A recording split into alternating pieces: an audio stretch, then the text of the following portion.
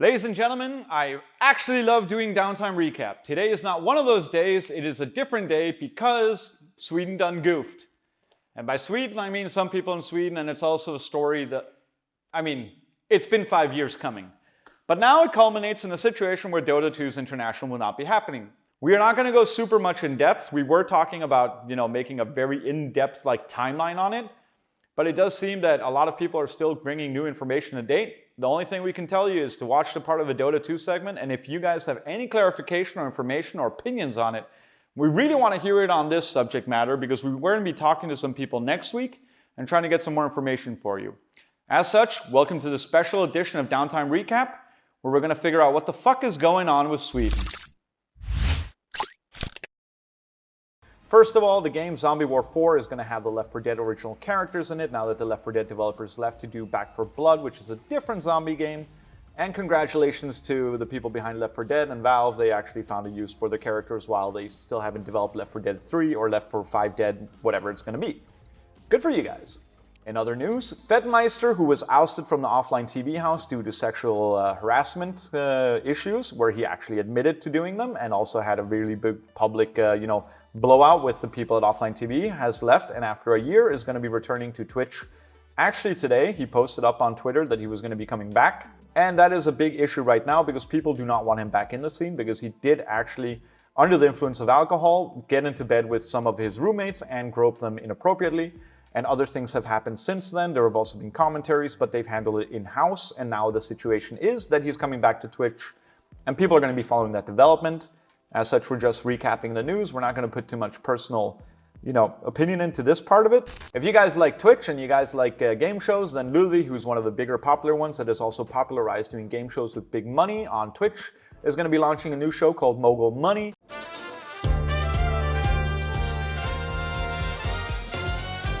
Welcome to Mogul Money. That's right, Mogul Money. I've been your host, Alan. That's been Downtime Recap. It is not. We have one last piece of news because I just wanted to add it in. And as such, last time we were talking about the ASMR streamers and how they got banned. Now they've been unbanned after 3 days. We are talking about Amaranth and IndieFox. And the reason this is important is not because of those specific streamers, but the fact that they've been banned over 3 times. And now it's been called suspensions. But the thing is that they were banned, and Twitch partners only get 3 bans officially, and then they get booted off the actual network. How does that make any... Dude, what the fuck?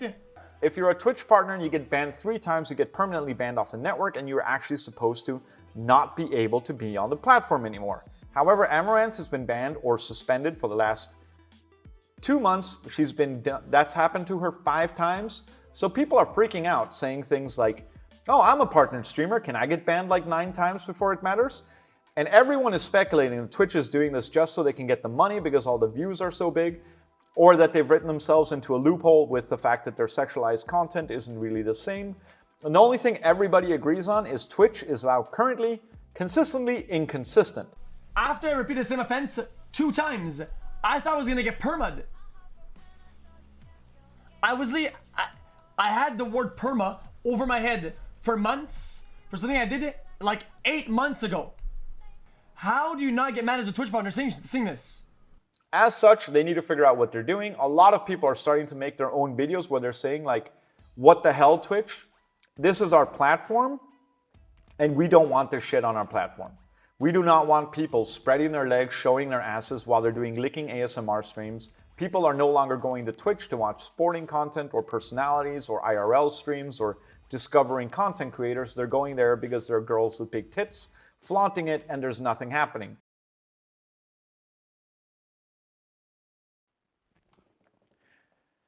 All right, so I'm here because this is a slightly more dramatic kind of version of Downtime Recap, where we're going to actually do a little bit of a deep dive into one thing that's happened recently, and that is, of course, the Dota 2 International and the fact that it is now canceled, and now going to not canceled, it's going to get moved away from Sweden because they cannot get their visa situation in order, and the reason for that happening is something I'm going to cover here in a slight special, a little bit longer piece on Recap, which is, we cover the news, we try to go fast about it. But the situation is pretty intense and it is pretty big, and a lot of our people here at Downtime are Swedish because we are a Nordic-based group. So I'm just going to try to clarify for everybody out there really quick what the hell's happened and why we are in the situation we are right now.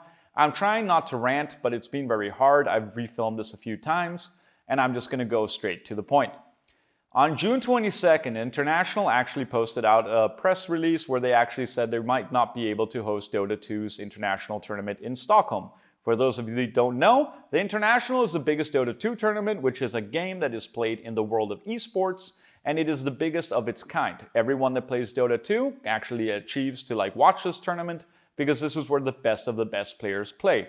Not only that, the prize pool in itself is around 340 million Swedish krona, around 2,000 Danish, but it's actually one of the biggest prize pools in the world. And it is also one of the more premier tournaments that is hosted impeccably, except for that one time with Perfect World, but otherwise impeccably. And it is a moral high point and standard of how esports should be.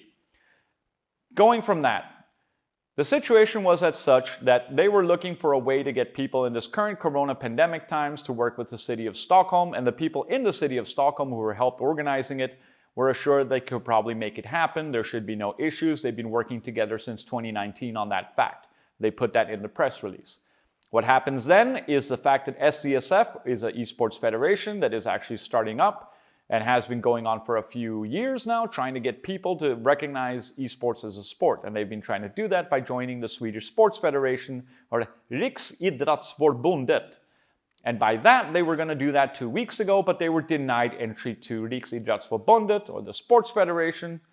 And that meant that they could no longer be able to grant visas for the staff, talent, and players that wanted to go to Sweden. That means they can no longer host the Dota 2 International without the actual players that are going to be playing the International. As such, Dota's team probably saw the fact that they were going to be opening up qualifiers and people had to start planning plane trips, hotels, all that kind of jazz. And what they did was they decided to say, hey, it might not be happening in Stockholm, Sweden. They put out the press release, they talked about it, they said that they'd also gone into the government themselves and contacted I think it was a Minister of Interior, and tried to get an exemption for the rule, but they were denied that flat out instantly. And then what happened thereafter was a clusterfuck of Swedish news media, Aftonbladet, Fragbite, and every single person in the world of esports, Dota, Reddit, every single place just said holy shit, Dota 2's International is not going to be happening in Stockholm.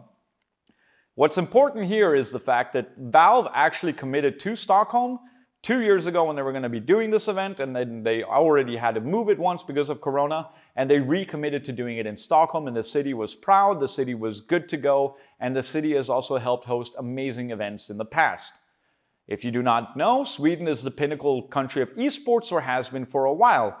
This is not helping that situation, as people have started to put that term into play and say, are we actually as developed in esports as we think we are? In comes Loda, one of the more respected people inside of the scene. He is a grand champion Dota 2 player. He has done incredible achievements in the past, and he summed it up in one tweet where you can definitely see that he is not very happy with the situation. Cue the tweet.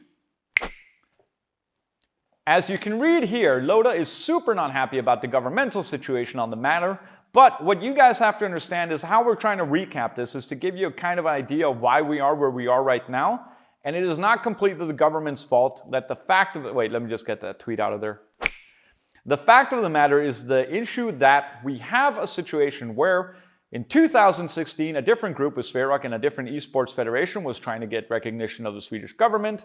SCSF has been trying to get recognition from the Swedish government. They've tried different venues. Other people have also been talking to the cultural department to get recognition from that because they want funding to help run esports and bring it into the Swedish, into the Swedish system.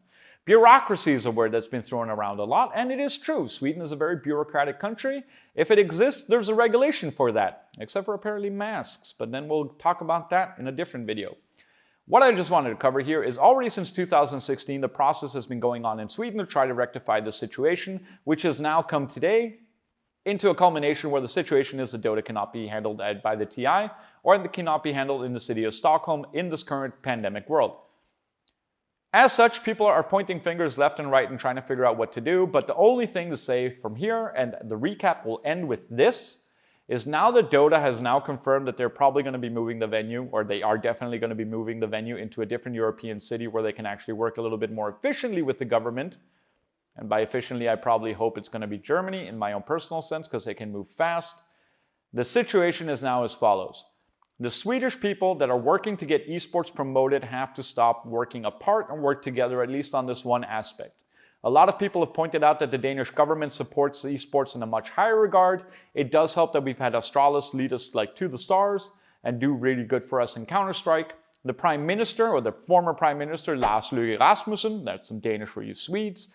Lars Løkke Rasmussen went on stage in one of the events in ESL Odense, or actually, sorry, that is my bad, at Blast Premiere, which is a locally Danish produced tournament, and is a very good one as well. He went on stage and said it is a sport and you guys should just do what you want to do. That is one governmental office. Not only that, 2 years ago we were in a situation, or actually 3 years ago, we were already in a situation where people were already establishing various kind of federations and ideas. To this day, we still have 2 federations in Denmark, but there is a governmental organization that is attached to the government that is a federation for unions that is already helping establish esports unions. They are called DGI, and they are our bridge to the government. We are not far apart from where you guys are right now, and we have had a long way to go as well. Hopefully, in Sweden, you guys will be able to sort the situation out, and you will be able to actually get the communication going so this doesn't happen again. As such, the ramifications of the situation are the following. The CSGO Major, which is also going to be held in a few months in Stockholm, Sweden, and is also being hosted by Valve, the company that hosted Dota 2's International, is now going to be looking with a tiny, tiny microscope at every single situation in Sweden, and it doesn't matter how many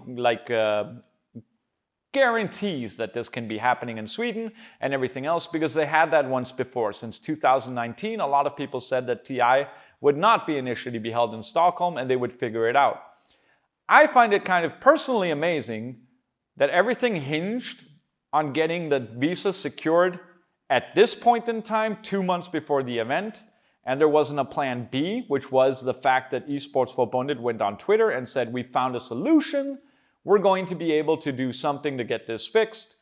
But I digress.